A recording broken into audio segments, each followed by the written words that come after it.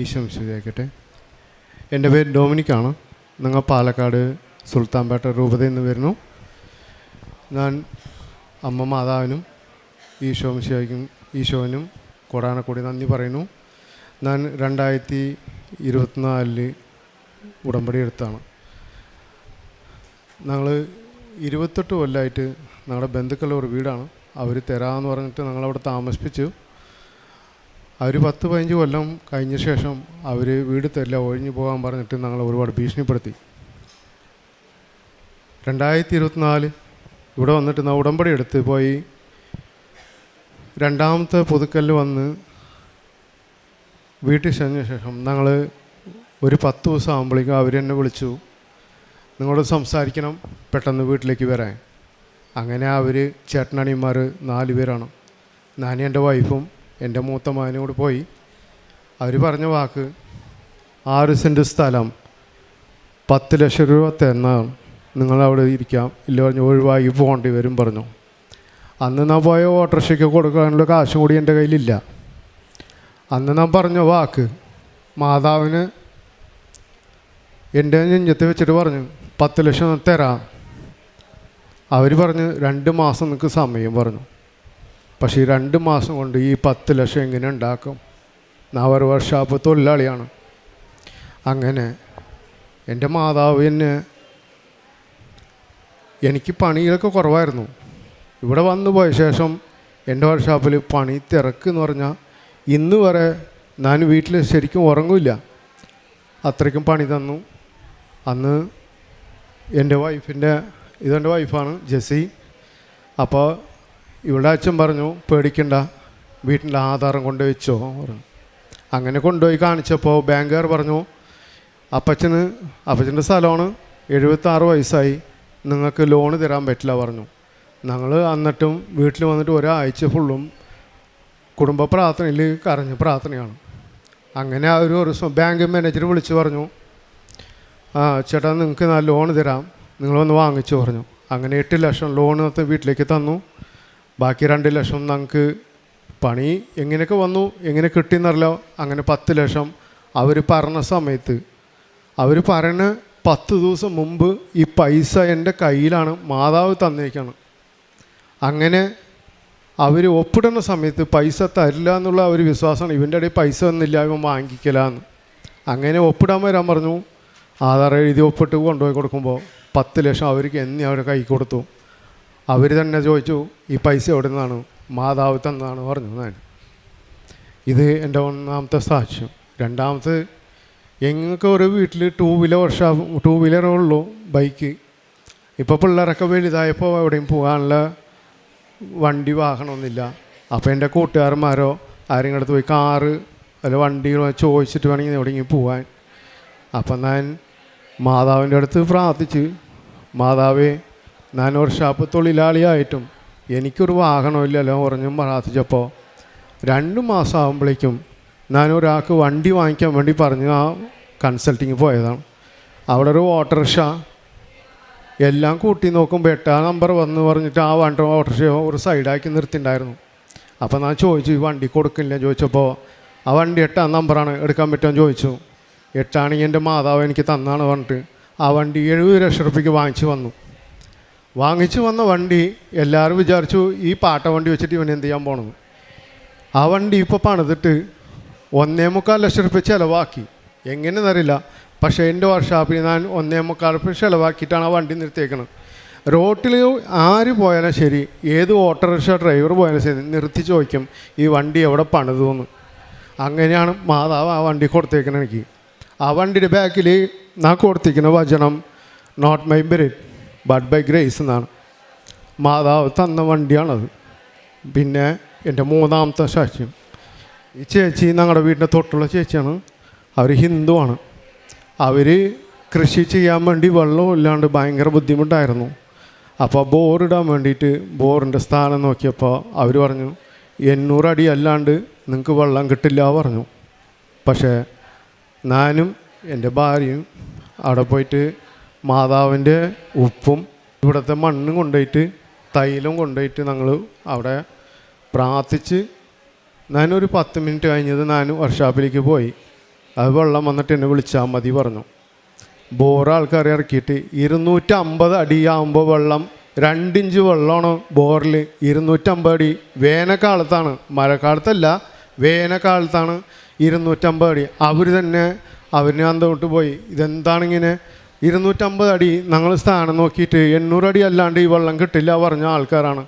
ഇന്ന് ഒരു വീട്ടിൽ നല്ല വെള്ളമുണ്ട്, കൃഷി നല്ലവണ്ണം നടക്കുന്നുണ്ട്, പാവപ്പെട്ട കുടുംബമാണ്, കഷ്ടപ്പെട്ട് കൊണ്ടുവന്ന ആൾക്കാരാണ്. ഇന്ന് അവർ വീട്ടിൽ 2-3 പശുക്കളൊക്കെ വാങ്ങിച്ച് നല്ലവണ്ണം നടക്കുന്നുണ്ട്. കുറച്ച് കടം ബാധ്യതയുണ്ട്, അതും മാതാവ് മാറ്റിത്തരും. ഇന്ന് ആ ചേച്ചി വന്ന് ഉടമ്പടി എടുത്തേക്കാണ്. ഇതാണ് എൻ്റെ സാക്ഷ്യങ്ങളും. എൻ്റെ മാതാവിനും യേശോപ്പച്ചനും കൂടാൻ നന്ദി. അതേപോലെ കാരുണ്യ പ്രവൃത്തി പറഞ്ഞാൽ എൻ്റെ വർക്ക്ഷോപ്പിലൊക്കെ വരുന്ന ആൾക്കാർക്ക് ഞാൻ പത്രം കൊടുക്കും. അത് തമിഴ്നാട് വണ്ടിയാണ് കൂടുതൽ വരുന്നത്. എന്താ വെച്ചാൽ ഞങ്ങൾ പാലക്കാട് ബോർഡർ വാളയാർ സൈഡാണ് ഉള്ള ആൾക്കാർ. അപ്പോൾ ഞങ്ങൾക്ക് കിട്ടുന്നതൊക്കെ ആ തമിഴ്നാട്ടിൽ നിന്ന് കുറേ വണ്ടികളൊക്കെ വരുമ്പോൾ ഒക്കെ ഹിന്ദുക്കളായിരിക്കും കൂടുതൽ ആൾക്കാർ. അപ്പോൾ അവർ വരുമ്പോൾ എൻ്റെ വർക്ക്ഷോപ്പിൽ എപ്പോഴും പാട്ടും പ്രാർത്ഥനയൊക്കെയാണ് ഓടിക്കൊണ്ടിരിക്കുക. അപ്പോൾ അവർ ചോദിക്കും, ഇതെന്ത് പ്രാർത്ഥനാലയമാണോ വർക്ക്ഷോപ്പാണോ ചോദിക്കും. പക്ഷേ എന്തറിയോ, ഞാൻ ഈ പ്രാർത്ഥന കേട്ടുകൊണ്ടാണ് ഒറ്റയ്ക്കാണ് എൻ്റെ വർക്ക്ഷോപ്പ് എന്ന ജോലി ചെയ്യുക. അപ്പോൾ അതുകൊണ്ട് എനിക്ക് ക്ഷീണം തോന്നില്ല. എന്നാൽ ചിലപ്പോൾ ഉച്ചയ്ക്ക് ഭക്ഷണം കഴിക്കാൻ കൂടി പോയി എൻ്റെ ഭാര്യ വിളിക്കും, സമയം 2 ഭക്ഷണം കഴിക്കാൻ. എനിക്കിത് അവിടെ നിന്ന് പ്രാർത്ഥനയും കാര്യങ്ങളൊക്കെ കേട്ട് നടക്കുമ്പോൾ നമുക്കത് തോന്നുന്നില്ല. അപ്പോൾ അതുകൊണ്ട് എനിക്ക് ഭയങ്കര ഉന്മേഷമാണ്. അപ്പോൾ ഹിന്ദുക്കൾ ആൾക്കാരാണ് കൂടുതൽ വരിക. അവർക്ക് പത്രം കൊടുക്കും, മാതാവിനെ കുറിച്ച് പറയും, കൃപാസനത്തിൽ ഇങ്ങനെ മാതാവിൻ്റെ പള്ളിയിൽ നിന്ന് പറയും. അപ്പോൾ കോയമ്പത്തൂരിൽ നമ്മുടെ വിജയകുമാർ സാറിൻ്റെ പ്രാർത്ഥനാലയുണ്ട്, അവിടുത്തെ അഡ്രസ്സ് പറഞ്ഞു കൊടുക്കും. കോയമ്പത്തൂരിൽ നിന്ന് വരുന്ന ആൾക്കാരൊക്കെ ഞാൻ പറഞ്ഞു കൊടുക്കും, ഇങ്ങനെ നിങ്ങൾക്ക് അടുത്തുണ്ട്, അവിടെ പോയി പ്രാർത്ഥിക്കാം, നിങ്ങൾക്ക് നല്ല കാര്യം നടക്കും പറയും. വണ്ടിയിൽ എല്ലാം പണി കഴിഞ്ഞ് വൃത്തിയായിട്ട് ടെസ്റ്റിന് പോണ സമയത്ത് പെയിൻറ്റിങ് അപ്പോൾസറി എല്ലാം കഴിഞ്ഞ് പോണ സമയത്ത് ഞാൻ അവരുടെ അടുത്ത് അനുവാദം ചോദിച്ചിട്ട് മാതാവിൻ്റെ ഫോട്ടോ കൊടുക്കും അവർക്ക് വണ്ടിയിൽ വയ്ക്കാൻ. അങ്ങനെ ഇവിടെ നിന്ന് കുറേ ഫോട്ടോയൊക്കെ വാങ്ങിച്ചു പോകും, ലോക്കറ്റ് വാങ്ങിച്ചിട്ട് പോകും. അപ്പോൾ അതുകൊണ്ട് എല്ലാവർക്കും ഭയങ്കര സന്തോഷമുണ്ട്. കുറേ ആൾക്കാർ വാങ്ങിക്കും, കുറേ ആൾക്കാർ പറയും വിശ്വാസർക്ക് പറയും, പക്ഷെ അവർ വാങ്ങിക്കില്ല. കുറേ ആൾക്കാർ വാങ്ങിച്ചിട്ട് പോകുന്നുണ്ട്. പിന്നെ അതേപോലെ കാറിന് പ്രവർത്തനം ഞാൻ ഈ റോട്ടിൽ കൂടി ആരെങ്കിലുമൊക്കെ പോവുകയാണെങ്കിൽ വണ്ടി നിർത്തി ഇറങ്ങിപ്പോയി ചോദിക്കും, വല്ല ചായ ഭക്ഷണം കഴിക്കണ്ടെന്ന് ചോദിക്കും. അപ്പോൾ അങ്ങനെ വയസ്സായ ആൾക്കാർ ആരെങ്കിലും വാങ്ങിച്ചു കൊടുക്കും. പിന്നെ ഞങ്ങൾ വീട്ടിൽ ഭക്ഷണം ഉണ്ടാക്കിയിട്ട് ഞങ്ങൾ ഈ തൊട്ട വീടാണ്, അപ്പോൾ ഞങ്ങൾ ഭക്ഷണം കൊണ്ടുപോയിട്ട് ഹോസ്പിറ്റലിലൊക്കെ കൊടുത്തിട്ട് വരാറുണ്ട്. ഇതാണ് ഞങ്ങളുടെ കാരുണ്യ പ്രവൃത്തികൾ. അതേപോലെ ഇന്നും എന്നും ഞങ്ങൾ ഫാമിലി എല്ലാവരും കൂടിയിട്ട് വൈകുന്നേരം ഞങ്ങളുടെ വീട്ടിന് മുമ്പിൽ ലത്തിമ്പള്ളി ഉണ്ട്, അവിടെ വൈകുന്നേരം പ്രാർത്ഥനയും വീട്ടിൽ കുടുംബ പ്രാർത്ഥനയും കഴിഞ്ഞിട്ട് ഭക്ഷണം. അപ്പോൾ ഈ പ്രാർത്ഥനയിൽ എല്ലാവരും ഞങ്ങൾ ആലോചിച്ചിട്ടാണ് എല്ലാവർക്കും വേണ്ടി പ്രാർത്ഥിക്കുക. ഈ ആലയത്തിൽ വരുന്ന എല്ലാവർക്കും നല്ല കാര്യം നടക്കാൻ വേണ്ടി പ്രാർത്ഥിക്കാം. ഹബക്കൂക്ക് പ്രവാചകൻ്റെ പുസ്തകം 1-ാം അധ്യായം 5-ാം തിരുവചനം. ജനതകളുടെ ഇടയിലേക്ക് നോക്കി വിസ്മയഭരിതരാകുവിൻ. പറഞ്ഞാൽ വിശ്വസിക്കാനാവാത്ത ഒരു പ്രവൃത്തി നിങ്ങളുടെ നാളുകളിൽ ഞാൻ ചെയ്യാൻ പോകുന്നു. ദൈവം നമുക്ക് നൽകുന്ന വാഗ്ദാനങ്ങൾ എത്ര വിശ്വസ്തയോടെയാണ് നമ്മിൽ നിറവേറ്റുന്നതെന്നാണ് ഓരോ പ്രത്യക്ഷീകരണ സാക്ഷ്യങ്ങളും നമ്മോട് ഏറ്റുപറയുന്നത്. ഡൊമിനിക് എന്ന ഈ സഹോദരൻ ജീവിത പങ്കാളിയോടൊപ്പവും തൻ്റെ അയൽക്കാരിയോടൊപ്പവും വന്ന് ഒരു വലിയ പ്രത്യക്ഷീകരണ സാക്ഷ്യമാണ് ഇവിടെ ഏറ്റുപറയുന്നത്. സമയ ചുരുക്കത്തിൻ്റെ അമ്മ അവരുടെ ജീവിതഭാരം ലഘൂകരിച്ചുകൊണ്ട്, അതുപോലെ തന്നെ അവർക്ക് not by merit but by grace എന്ന ഉടമ്പടി അടിസ്ഥാനത്തിൽ അവരുടെ ജീവിതത്തിന് സന്തോഷം നൽകിയ വസ്തുതകളെല്ലാമാണ് ഈ സഹോദരൻ ഇവിടെ ഏറ്റുപറഞ്ഞത്. 18 വർഷക്കാലം ഒരു ബന്ധുവിൻ്റെ വീട്ടിൽ തനിക്ക് വീട് ലഭിക്കുമെന്ന് അവർ തരാം എന്ന് പറഞ്ഞ് വളരെ ആശയോടെ ജീവിച്ച് ഒരു വേള അവരോട് പറയുകയാണ്, നിങ്ങൾ ഇവിടെ നിന്ന് പോകണം. ഒരു വലിയ മനോഭാരത്തോടു കൂടിയാണ് അദ്ദേഹം ഇവിടെ വന്ന് ഇനി ഞങ്ങൾ എങ്ങോട്ട് പോകുമെന്നുള്ള വലിയ ആശങ്കയിലൊന്ന് ഉടമ്പടി എടുത്ത് ഇവിടെ നിന്ന് പോയി ഉടനെ തന്നെ ആ ബന്ധുക്കൾ തന്നെ ഇവരെ വിളിച്ച് കാര്യങ്ങൾ സെറ്റിലാകുവാനും ഒരു എമൗണ്ട് പറഞ്ഞ് ഈ 10 ലക്ഷം രൂപയിൽ ഈ 6 സെൻറ്റ് സ്ഥലം നിങ്ങൾക്കായി എഴുതി തരാം എന്നുള്ള ഒരു വലിയ അഗ്രിമെൻ്റ് നടക്കുവാൻ ഉടമ്പടിയാണ് അദ്ദേഹത്തെ സഹായിച്ചതെന്നായിട്ട് പറയുന്നു. നമുക്കറിയാവുന്നതുപോലെ ഉടമ്പടി ഉടൻ പരിഹാരമാണ്. നമ്മുടെ ജീവിതത്തിൽ എത്ര തന്നെ പ്രശ്നങ്ങളുണ്ടായാലും ആ അനുഗ്രഹം നമുക്ക് പെട്ടെന്ന് ലഭിക്കുന്നതായി കാണാം. അതാണ് നമ്മുടെ ഫസ്റ്റ് ലെവൽ. സെക്കൻഡ് ലെവൽ ഇന്ന് ബഹുമാനപ്പെട്ട ജോസഫ് അച്ഛൻ ദിവ്യബലിയിൽ പറയുകയായിരുന്നു. 2ാമത്തെ ലെവൽ എന്ന് പറയുന്നത് അത് അഭിഷേക ലെവലാണ്. നമ്മൾ അതിനു വേണ്ടിയാണ് ദാഹിച്ച് പ്രാർത്ഥിക്കേണ്ടതെന്ന് അച്ഛൻ നമ്മെ ഓർമ്മിപ്പിക്കുകയായിരുന്നു. നമ്മുടെ ജീവിത പ്രശ്നങ്ങളിൽ എപ്പോഴും നമുക്ക് അനുഗ്രഹം വളരെ പെട്ടെന്ന് ലഭിക്കുമ്പോൾ നമുക്കതൊരു അഭിഷേകത്തോടു കൂടി വീണ്ടും മറ്റുള്ളവർക്ക് ഷെയർ ചെയ്യുവാനുള്ള, മറ്റുള്ളവരോടത് ഏറ്റുപറയുവാൻ, ക്രിസ്തുവെന്നിൽ രൂപപ്പെടുന്നതും ഞാൻ ക്രിസ്തുവെന്നിൽ ജീവിക്കുന്നു, ഞാനല്ല ക്രിസ്തുവെന്നിൽ ജീവിക്കുന്നതെന്ന് പറയാൻ മാത്രമുള്ള എൻ്റെ ഒരു വിശ്വാസത്തെ പ്രഖ്യാപനം ചെയ്യുവാനുമുള്ള ഒരു വലിയ അഭിഷേകം നമുക്കുണ്ടാകാനാണ് ഉടമ്പടി നമ്മെ സഹായിക്കേണ്ടത്. നാം നിത്യതയിലേക്ക് നടന്നെടുക്കുന്നതും നിത്യതയിൽ എത്തിച്ചേരേണ്ടതും അഭിഷേകത്തോടു കൂടിയാണെന്ന് ഉടമ്പടി ഓർമ്മിപ്പിക്കുമ്പോൾ ജോസഫ് അച്ഛൻ നമ്മെ പഠിപ്പിക്കുന്നുണ്ട്. അതുപോലെ തന്നെ അദ്ദേഹത്തിൻ്റെ ഒരു വലിയ ആഗ്രഹമായിരുന്നു, ഞങ്ങൾ വളരെ കഷ്ടപ്പെട്ട് ജീവിക്കുന്നവരാണ്, എൻ്റെ മക്കൾക്കും കുടുംബത്തിനും യാത്ര ചെയ്യുവാൻ ഒരു വാഹനം വേണമെന്ന്. അദ്ദേഹം വളരെ കഷ്ടപ്പെട്ട് ജീവിക്കുന്ന, അധ്വാനിക്കുന്ന വ്യക്തിയാണ്. അദ്ദേഹത്തിന് ലഭിച്ച not by merit but by grace എന്നാണ് അദ്ദേഹത്തിൻ്റെ ഓട്ടോറിക്ഷയിൽ അദ്ദേഹം ഇട്ടിരിക്കുന്ന പേര്. ഇത് പരിശുദ്ധ അമ്മയുടെ മധ്യസ്ഥതയിൽ ഈശോ ഡിവൈൻ കൊടുത്തിരിക്കുന്ന, ഡിവൈൻ എന്നാണ് ആ വാഹനത്തിൻ്റെ മുന്നിൽ അദ്ദേഹം പേരിട്ടിരിക്കുന്നത്. അതൊരു ഡിവൈൻ പ്രോവിഡൻസ് ആണ്, ദൈവപരിപാലനയാണ് അദ്ദേഹത്തിന് നൽകിക്കൊണ്ടിരിക്കുന്നത്. തൻ്റെ വിശ്വാസം മറ്റുള്ളവരിലേക്ക് കൈമാറിയതിൻ്റെ അടയാളമാണ് നിന്നെപ്പോലെ നിൻ്റെ അയൽക്കാരനെ സ്നേഹിക്കുക എന്ന് ഈശോ പറയുന്നുണ്ട്. ആരാണ് നിൻ്റെ അയൽക്കാരൻ? അവരുടെ അസ്വസ്ഥതയിൽ, മറ്റുള്ളവരുടെ അസ്വസ്ഥതയിൽ, അവരുടെ വേദനയിൽ അവർ ചോദിക്കുന്നതിന് മുൻപ് തന്നെ നല്ല സമറിയാക്കാരനെ പോലെ ഞാൻ തന്നു വീട്ടിക്കോളാം, ഞാൻ തിരിച്ചു വരുമ്പോൾ തരാം എന്ന് കാണിക്കുന്ന ഒരു മനോഭാവത്തോടെയാണ് ഡൊമിനിക്ക് അടുത്ത വീട്ടിൽ ബോർ കുത്തുമ്പോൾ അവർ വെള്ളം സ്ഥാനം കണ്ടതാണ്. പക്ഷേ 800 അടിയോളം താഴ്ന്നാൽ മാത്രമേ വെള്ളം കാണുകയുള്ളൂ. അദ്ദേഹം ഒരു നുള്ള് ഉടമ്പടി ഉപ്പ് കൊണ്ടുപോയിട്ട് വിശ്വാസ പ്രമാണം ചൊല്ലി പ്രാർത്ഥിച്ചതാണ് 200 അടിയിൽ അവർക്ക് 2 ഇഞ്ച് വെള്ളം കണ്ടതായി അവർ സാക്ഷ്യപ്പെടുത്തുകയാണ്.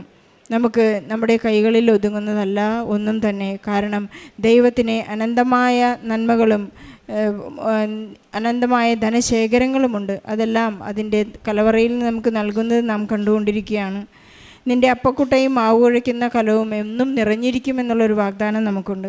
അതുപോലെ തന്നെ ആകാശത്ത് നിന്ന് 40 വർഷക്കാലം മന്ന പൊഴിച്ച ദൈവത്തിന് നമുക്ക് എന്തുമാത്രം വെള്ളം കുടിക്കണമെന്ന് അപ്പം ചോദിച്ചാൽ പാമ്പിനെ കൊടുക്കാത്ത ഒരു ദൈവമാണ് നമുക്കുള്ളത്. നമ്മൾ എന്ത് ചോദിച്ചാലും അതിലധികം നൽകുന്ന ദൈവത്തിന് നമുക്കെപ്പോഴും നന്ദി പറയാം. നമ്മുടെ എല്ലാ ജീവിത വ്യഗ്രതകളെയും പ്രതിസന്ധികളെയും സങ്കടങ്ങളെയും എല്ലാം പരിശുദ്ധ അമ്മയുടെ മധ്യസ്ഥതയിൽ ഈശോയ്ക്ക് നൽകാം. ഡൊമിനിക്കിനും കുടുംബത്തിനും സഹോദരിക്കും ലഭിച്ച അനുഗ്രഹങ്ങൾക്ക് നന്ദി പറഞ്ഞുകൊണ്ട് ഒരു നല്ല കയ്യടിയോടെ സാക്ഷ്യം നമുക്ക് സമർപ്പിക്കാം. അത്യപൂർവ ദൈവാനുഭവങ്ങൾ ഇനി നിങ്ങൾക്കും സ്വന്തം. ഈ യൂട്യൂബ് ചാനൽ ഇതുവരെ സബ്സ്ക്രൈബ് ചെയ്തിട്ടില്ലെങ്കിൽ ഇപ്പോൾ തന്നെ സബ്സ്ക്രൈബ് ചെയ്യുക. ഈ വീഡിയോ ഇപ്പോൾ തന്നെ നിങ്ങളുടെ സുഹൃത്തുക്കൾക്ക് ഷെയർ ചെയ്തുകൊണ്ട് കർത്താവിൻ്റെ പ്രേക്ഷിതരാകുക.